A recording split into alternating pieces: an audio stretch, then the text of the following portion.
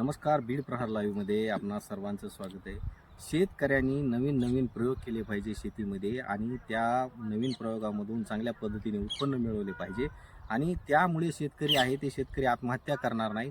कारण अनेक शेतकऱ्याजवळ पाणी आहे, परंतु कोणतं पीक कसं घ्यायचं, कुठे घ्यायचं आणि त्याबद्दलची जी पुरेशी माहिती आहे ती शेतकऱ्याला नसल्यामुळं आणि तंत्रशुद्ध पद्धतीने ते शेती करत नसल्यामुळं अनेक वेळा पाण्याचा जे काही विनियोग करायचा असतो तो करता येत नाही.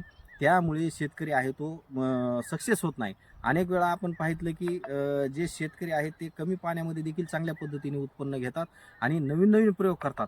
त्यामुळे चांगल्या पद्धतीने त्यांचं उत्पन्न वाढतं. आता असाच एक नवीन प्रयोग जे पिंपळनेर येथील शेतकरी आहेत ते दत्ता बोरांडे यांनी केलेला आहे आणि चांगल्या पद्धतीने त्यांनी जे 2 एकरमध्ये आहे ते पूर्ण जे आहे ते केशर आंबा या ठिकाणी लावलेला आहे आणि हा जो केशर आंबा आहे ते चांगल्या पद्धतीने आपण जर पाहितलं या सर्व बाजूनी जर पाहितलं तर चांगल्या पद्धतीने केशर आंब्याचं जे काही हे बाग आहे ते चांगली फुललेली आहे आणि त्यामुळे शेतकऱ्याच्या उत्पन्नामध्ये वाढ होणार आहे.